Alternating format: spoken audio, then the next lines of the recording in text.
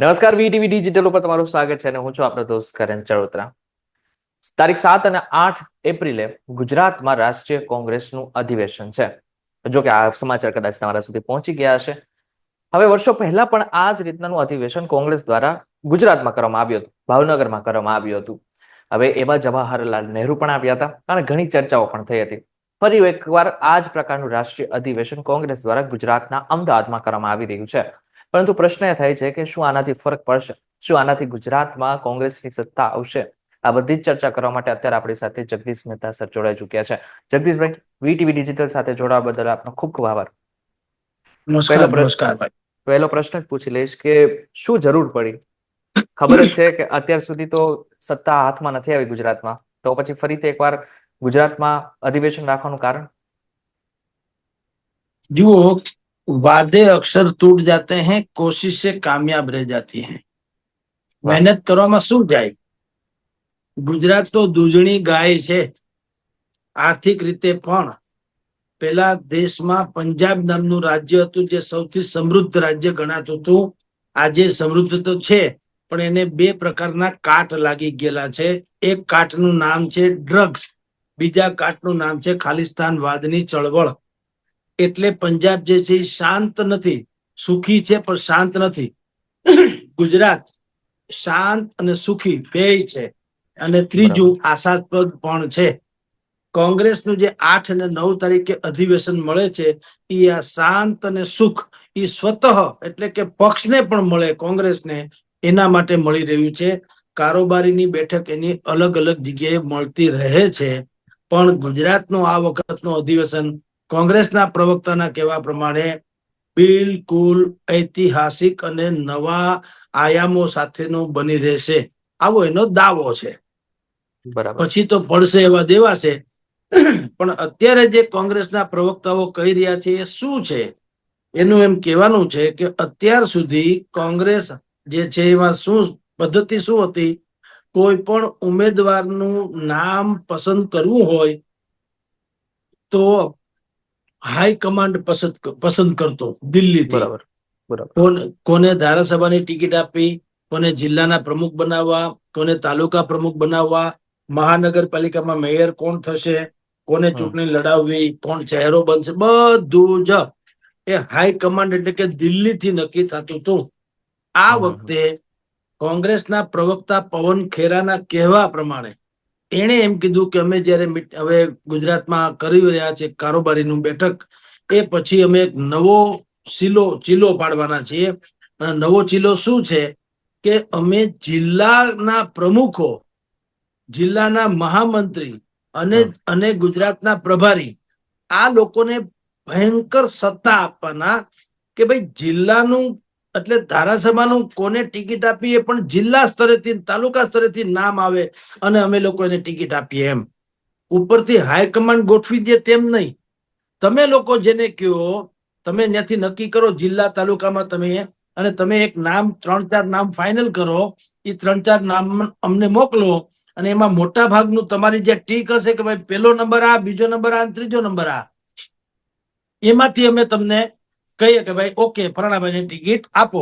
એની જવાબદારી જીતાડવાની તમારી. કારણ શું છે કે અત્યાર સુધી કોંગ્રેસમાં એવું બનતું કે હારે ત્યારે 2-3 બાબતો બહુ મહત્વપૂર્ણ રીતે બહાર આવતી.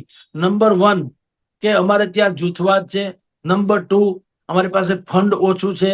નંબર 3 અમારા જે હાઈકમાન્ડ છે એને અમારા ધારા પ્રમાણે ટિકિટ ન આપી. નંબર 4 જે શાસક પક્ષ છે એને સામ દામ દંડ ભેદ બધું અપનાવી લીધું. પણ આ બધી શિકાયતોનો ગુજરાતી આ તો ઘણા સમયથી ચાલે છે. હવે એ શિકાયતો જે છે એને દૂર કરવી હોય તો શું કરવું પડે? એટલે કોંગ્રેસે નક્કી કર્યું કે તમે અમારી પર માછલા ધુઓ ચૂંટણી હાર્યા પછી, એના કરતા બેટર છે ચાલો તમે કયો એને ટિકિટ આપીએ, બોલો જીતાડી બતાવો એમ.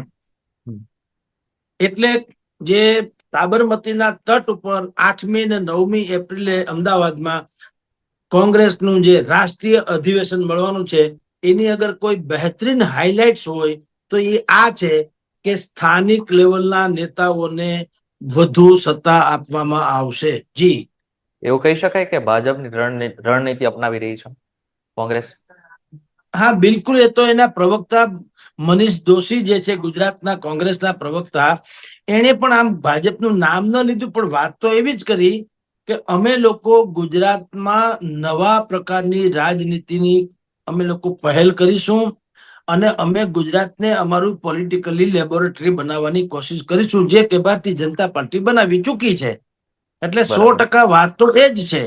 અને કોઈ પણ હોય જે સિમિલર ધંધો હોય, કોમન ફેક્ટર હોય, એમાં તો તમે કામયાબી, જે લોકો કામયાબ થયા હોય એનું અનુકરણ કરવામાં કાંઈ વાંધો નથી. આપણી પાસે બુદ્ધિ ન હોય તો બુદ્ધિ ઉછીની લેવામાં જરાય વાંધો નથી. અકબર જે છે એ બુદ્ધિશાળી નતો, પણ બિરબલોને કારણે એ બુદ્ધિશાળી તરીકે ખપી ગયો. તો કોંગ્રેસ એવું કરે તો કઈ વાંધો નથી કે ભારતીય જનતા પાર્ટી કઈ રીતે માઇક્રો પ્લાનિંગ કરે છે, કઈ રીતે પેજ પ્રમુખ બનાવે છે, કઈ રીતે બૂથ લેવલના કાર્યકરોને એ સજોરે છે, સંગઠનમાં કેવું રીતે એ લોકોને સપોર્ટ કરે છે, વગેરે વગેરે. તો એવું એમ કે આપણે કરીએ તો ખોટું કશું નથી, એને અધિકાર છે, કરવો જોઈએ. લોકતંત્રમાં તો મજબૂત જો વિપક્ષ હોય તો સરકારો જે છે બેફામ બનતી અટકે તો સારી બરાબર વાત છે. પણ એ બધું જ જે તથાકથિત આદર્શો જે છે એ અમલમાં ઉતરે તો મજા આવે. ભૂતકાળમાં આવું થયું નથી.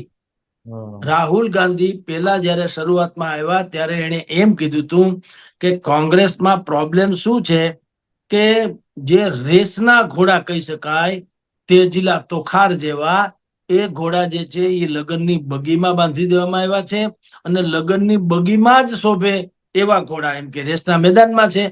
ટૂંકમાં પાત્રતા પર જે છે એના જેવી કોઈને મળી નથી જવાબદારી. આ વખતે અહીંયા આવ્યા ને એને શું કીધું કે કેટલાય એવા લોકો છે જે છે કોંગ્રેસમાં પણ ભાજપની બી ટીમ તરીકે કામ કરે છે. આવા 40-50 લોકોને કાઢી મૂકવા પડશે તો અમે કાઢી મૂકીશું, પણ આપણે હવે આવું ચલાવવું નથી. આવું રાહુલ ગાંધી 1.5-2 મહિના પહેલા અમદાવાદમાં આવીને કહી ગયા. આજે એને 1.5 મહિનો થયો, એક પણ માણસને નથી નોટિસ મળી, નથી કાઢી મૂક્યા, નથી કોઈના બરાબર નામ બહાર આવ્યા. બધી લેખિત રજૂઆત ઉપર થઈ ચૂકી છે. કોંગ્રેસના હાઈકમાન્ડને બધું લેખિતમાં કે કોણે ક્યાં ભારતીય જનતા પાર્ટી સાથે કોનું ભાગીદારીમાં ધંધો છે, ભાજપના નેતા સાથે કોના બિલકુલ સારા સંબંધો છે.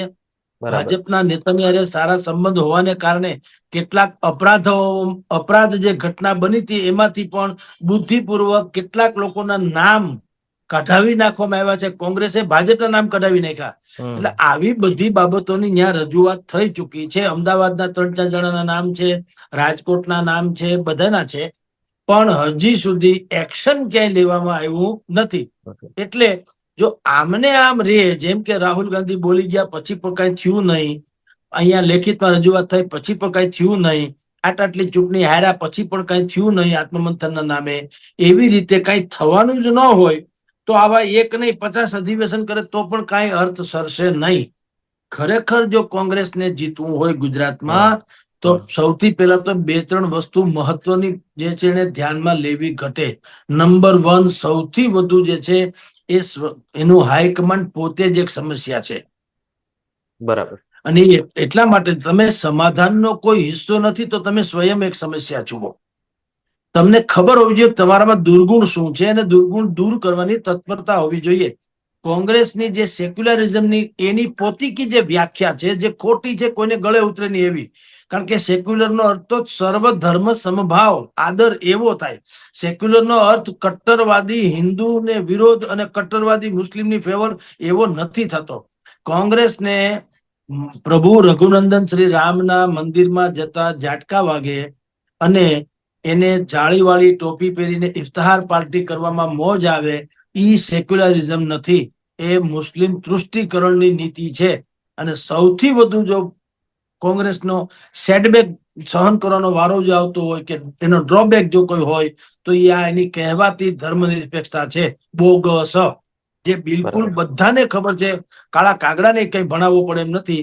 અને જ્યાં સુધી આવીને આવી ખોખલી નીતિ અપનાવતા રહેશે ભારતીય જનતા પાર્ટીએ લગભગ કઈ કરવું નહીં પડે. નંબર 1. નંબર હમ 2, એને અમુક ચહેરા બદલાવાની જરૂર છે અને અમુક ચરિત્ર બદલાવાની જરૂર છે.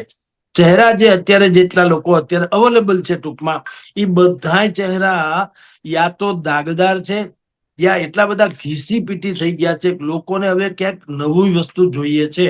હું અને તમે આપણે અમુક કપડાથી માંડીને અમુક પ્રકારની ચીજ વસ્તુઓને પણ અમુક સમયથી લાંબો સમય આપણે નથી એનો યુઝ કરતા, યુઝ એન્ડ થ્રો, પછી આપણે નવું કંઈક લેવા માંગતા હોઈએ છીએ.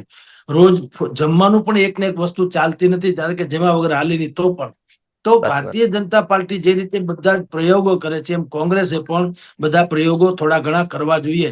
તમને ખ્યાલ હશે મિત્ર કે ભારતીય જનતા પાર્ટી એક સમયે જુનાગઢ મહાનગરપાલિકા જીતવા માટે થઈને હમ કેન્દ્રના મંત્રી અને 5-5 વખત સંસદ સભ્ય રહી ચૂક્યા એવા ભાવનાબેન ચીખલિયાને પણ મેદાનમાં ઉતાર્યા હતા. આને કહેવાય તમારું પેશન, જનૂન, કશિશ. કશિશ એટલે ભયંકર પ્રયત્ન. હમ હવે એને બદલે કોંગ્રેસ જો હજી એમને મારા તારા જે લોકો અત્યારે બજારમાં છે એને જ ઉતાર્યા કરવાની માંગતી હોય તો પછી એનો કોઈ ઉદ્ધાર થઈ શકે નહીં. પરિવર્તન સંસાર કા નિયમ હૈ. તો પક્ષનો તો હોવો જ જોઈએ. એટલે જો આવા બધા ફેરફારો કરે અને ત્યાં જે મીટિંગ થશે અહીંયા 8 અને 9 તારીખે સાબરમતી તટ ઉપર, હમ પછી કોઈ એજન્ડા બહાર પાડે લેખિતમાં અને એને બંધારણની જેમ લાગુ કરવામાં આવે તો કોંગ્રેસનો જીર્ણોદ્ધાર સંભવ છે. અન્યથા અગાઉની બધી જે બેઠકો થઈ એના જેવી જ બેઠક થઈને રહેશે. જી 2027માં શું લાગે છે, અત્યારે જેટલો આંકડો છે એનાથી કંઈક વધશે? જો જીતવાની શક્યતા તો મને બી ખબર છે ને તમને પણ ખબર છે કે જીતવાની શક્યતાઓ નથી, પરંતુ આંકડાઓમાં કઈ ફેરફાર થશે? ના, એવું નથી. જીતવાની શક્યતા નથી. રાજકારણમાં પહેલો ઘા નહીં, છેલ્લો ઘા રાણાનો હોય કરણભાઈ. બરાબર. રાજકારણમાં ક્યારે અત્યારે ભૂપેન્દ્રભાઈ છે, બહુ સજ્જન માણસ છે, મૃદુ ને મક્કમ કહેવાય છે, પણ ન હમ કરે નારાયણ કલ્પનાતીત રીતે તમને કહું છું, દાખલા તરીકે કહું છું, આવું કઈ થવાનું સંભવ નથી. ન કરે નારાયણ ને એમાં ક્યાંક એવું કૌભાંડ પકડાય કે જે તમે ને હમ હું કલ્પી પણ ન શકીએ તો શું હાલત થાય. હા. એટલે રાજકારણમાં અને બીજું, હા, એટલે જરૂરી નથી કે આવું ન થાય. મૂળ શું છે, તમે એઝ એ વિપક્ષ કે એઝ એ શાસક તમારે પહેલા તો તૈયાર થવું પડે. कुछ હમ पाने के लिए बहुत कुछ गंवाना पड़ता है. હમ કોંગ્રેસે અહમ, ઈગો, ખોટો સેક્યુલર વાદ, આ બધું અને હિન્દુઓ પ્રત્યેની ઘૃણા, આ બધું એને નાબૂદ કરવું પડે, બદલાવવું પડે તો મેળ પડે. ચરિત્ર અને ચહેરા બે બદલાવવા પડે. તો 27 તો હજી બહુ દૂર છે. એની તો હજી ઘણી બધી વાર. આમાં શું છે, દિવસો બહુ ગણાય. ઘણી વખત છેલ્લે ઘા રાણાનો હું તમને વારંવાર કહું છું ને, ક્યાંક એવું એકાદું સટીક નિશાન લાગી જાય તો આખી બાજી પલટી જાય. અટલ બિહારી વાજપેયીના ઉત્તરાધિકારી તરીકે કોને માનતા હતા આપણે બધા? અડવાણીજીને. જગ યસ. જાહેર છે ને. યસ. ડેપ્યુટી પ્રાઇમ હમ મિનિસ્ટર હતા ખરા. એક હમ જિન્નાની મજાર ઉપર જઈને શું બે શબ્દ બોલાઈ આવ્યા, કારકિર્દી ખતમ થઈ ગઈ કે નહીં? સાચી વાત. શંકરસિંહ વાઘેલા નરેન્દ્ર મોદી કરતા પણ વધુ સક્ષમ એ નેતા ગણાયતા હતા ને છે ખરા, રાઈટ? એમાં કઈ ખામી નહીં. પણ એક ભૂલ એનાથી શું થઈ ગઈ, ભાજપા વખત નહીં, બળવો કર્યો. આજની તારીખે ભલે એની પાસે પૈસા છે એટલે છે ખરા, પણ એવું વજૂદ રહ્યું છે ખરું જેવું એનું હોવું જોઈએ? કેશુભાઈ પટેલ એ ગણ્યા ગણાયની વીણાયની એવા એના ચાહકો અને બધા જ લોકો ઓળઘોળ કિસાન પુત્ર અને ગોકુળિયા ગામના પ્રણેતા ને નિર્દોષ ભાભા જેવા ને વડીલ ને આમ ને તેમને શું શું વિશેષણો કઈ અલગ દુનિયાભરના લાગતા હતા. કેશુભાઈ થતું હતું.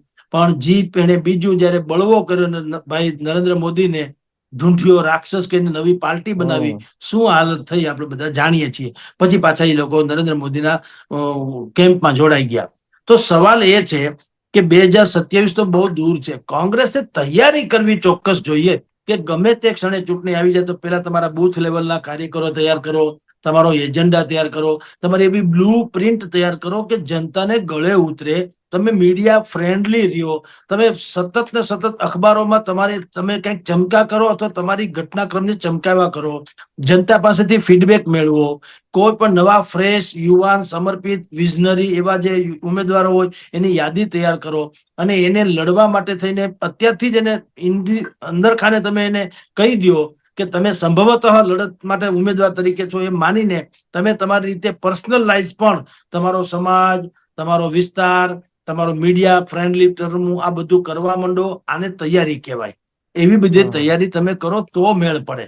એટલે 27 ભલે આમે દૂર છે, મેં કીધું તેમ તમે કહો છો કે ભાઈ એની સીટ વધે.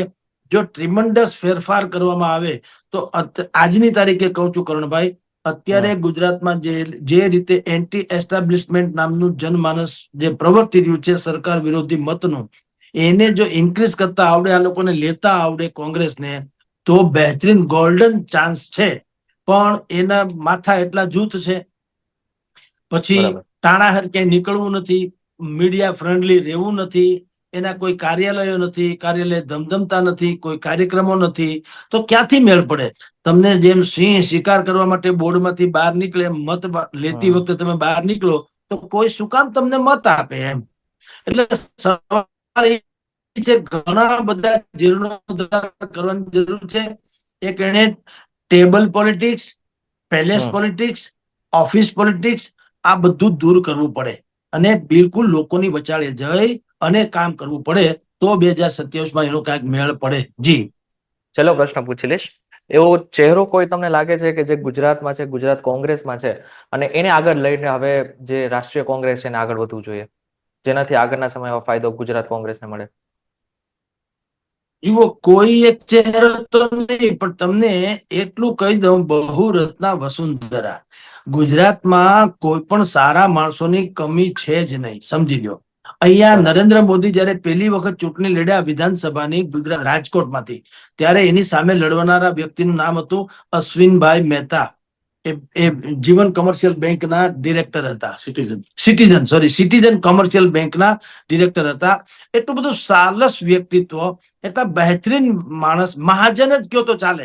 એને મહાજનનો દરજ્જો આપોઆપ મળી જાય અને એના લુગડે કોઈ ડાઘ નહીં. તો એ નરેન્દ્ર મોદી જીતાના જશ્ન કરતા અશ્વિનભાઈ હારાનો ગમ આખા રાજકોટમાં બહુ બધું લોકોને લાગ્યો હતો, હાદસો, કે ભાઈ આ બરાબર. માણસને આપણે હરાવવો પડ્યો અથવા તો હારી ગયા, બહુ ખરાબ થયું. એટલે જીતવાના આનંદ કરતા હારનો અફસોસ વધી જાય તો એ કેવા આબરૂદાર માણસ કહેવાય, તમે કહો. તો જેમ હમ અશ્વિનભાઈ મહેતા હતા, એમ આજની તારીખે કોંગ્રેસમાં અનેકો છે. સ્ટેટ લેવલનું એક નામ અત્યારે આપવું વાજિબ નથી, કારણ કે એક નામ આવેલો 10 બીજા એમ કે તમે આને કંઈક લઈ લીધું દઈ દીધું, એ છોડીએ. પણ પેલા તમારે ગ્રાસરૂટ લેવલ ઉપરથી જો કામ કરવું હોય, જિલ્લા પંચાયત, તો જિલ્લે માણસો એવા છે કે તમે એ લોકોને પ્રોટેક્ટ કરો તો તમે સ્વાભાવિક જ લોકોની ફેવરમાં જઈ શકો. તમને દાખલો આપું એટલે ખાલી કહું છું, રાજકોટમાં 2-3 નામ છે. અતુલભાઈ રાજાણી, એને 108 તરીકે સંભાળવામાં, એનું નામ જ કોડવર્ડ પડી ગયું 108. કારણ યસ. કે કોઈ પણ તમે સમસ્યાની વાત કરો, તમારી નજર અમે ઓન ધ સ્પોટ એ સમસ્યાને હલ કરે. તમે સમજો, વાયદાનો વેપાર ન કરે, સીધો જેને લાગતા વળગતા ડિપાર્ટમેન્ટને કહી અને તમારું કામ પૂરું પાડે અને તમને પાછું ટેલી કરે, સાહેબ થઈ ગયું તમારું કામ, ઓકે, રેડી, થેન્ક યુ, એમ. હવે એ અતુલ રાજાણી છે. એક બીજો ભાઈ છે રાજપૂત, રોહિત રાજપૂત. હવે એ પણ યુવાન જે અત્યારે છે કોંગ્રેસમાં છે, હોશિયાર છોકરો છે, હજી એને મેચ્યોર થવું અને કરવું ઘટે, પણ એવાને તમે પ્રમોટ કરો કે જેના લુગડે કોઈ ડાઘ નથી અને બિલકુલ શિક્ષિત યુવાન છે, ઝુંઝારું છે, લડી શકે એમ છે, બોલી શકે એમ છે, લખી શકે એમ છે, પત્રકારો સાથે વાત કરી શકે એમ છે, પોતાની વાત સમજાવી શકે એમ છે. આવું ઘણું બધું છે. તો જેમ એવા લોકોને જો કોંગ્રેસ યાદ કરીને અથવા તો એને આગળ લાવે અને આજે અત્યારે બધા ઘીસી પીટી કેસેટ જેવા જે લોકો છે એને થાળે પાડે, જેમ માર્ગદર્શક મંડળમાં ભારતીય જનતા પાર્ટીમાં રાખવામાં આવે છે, એમ તમને ભલે બીજું કઈ ન કરે પણ તમને એક વખત સાઈડમાં એ લોકોને કરવામાં આવે ને નવા આવા છોકરાઓ લઈ આવવામાં આવે, જે ટેકનોક્રેટ્સ હોય, મીડિયા ફ્રેન્ડલી હોય, બધું જાગતીલ વખતો હોય ને, બિલકુલ ખખડતા હોય, બજાર વચાળે રહેતા હોય, એના લુગડે બરાબર. દાગ ન હોય, ચહેરો સાફ હોય, તો સંભવ છે કે કોંગ્રેસનો પણ જીર્ણોદ્ધાર થાય. પણ હવે આમાં મારા તારા વાળી વાતો જ આવ્યા કરતી હોય એટલે એનો મેળ પડતો નથી. જી. બરાબર છે જગદીશભાઈ, તમે જેટલી વાત કરી, અગર એટલું પણ ગુજરાત કોંગ્રેસ કરશે તો ઘણું બધું આગળ, અને કદાચ 2027માં સત્તા પણ મેળવી લે. જગદીશભાઈ, વીટીવી ડિજિટલ સાથે જોડાવા બદલ આપનો ખૂબ ખૂબ આભાર. નમસ્કાર. નમસ્કાર.